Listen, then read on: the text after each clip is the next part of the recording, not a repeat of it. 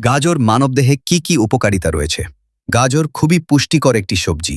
এতে ভিটামিন, খনিজ ও অ্যান্টিঅক্সিডেন্ট প্রচুর পরিমাণে থাকে। নিয়মিত গাজর খেলে শরীরের অনেক উপকার হয়। ১. চোখের জন্য খুবই উপকারী।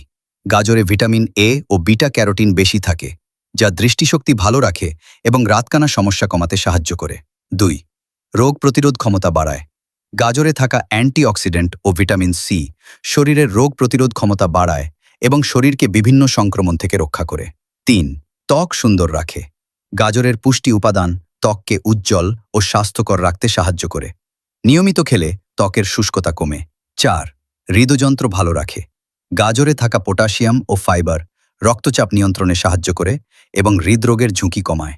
৫. হজম শক্তি বাড়ায়।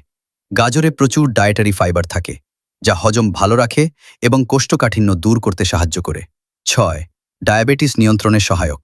পরিমিত গাজর খেলে রক্তে শর্করার মাত্রা নিয়ন্ত্রণে রাখতে সহায়তা করতে পারে। ৭. ক্যান্সারের ঝুঁকি কমাতে সাহায্য করতে পারে। গাজরের অ্যান্টিঅক্সিডেন্ট শরীরের ক্ষতিকর ফ্রি র্যাডিক্যাল কমাতে সাহায্য করে, যা কিছু ক্যান্সারের ঝুঁকি কমাতে সহায়ক হতে পারে। খাওয়ার উপায়: কাঁচা সালাদ হিসেবে গাজরের জুস, সবজি বা রান্না করে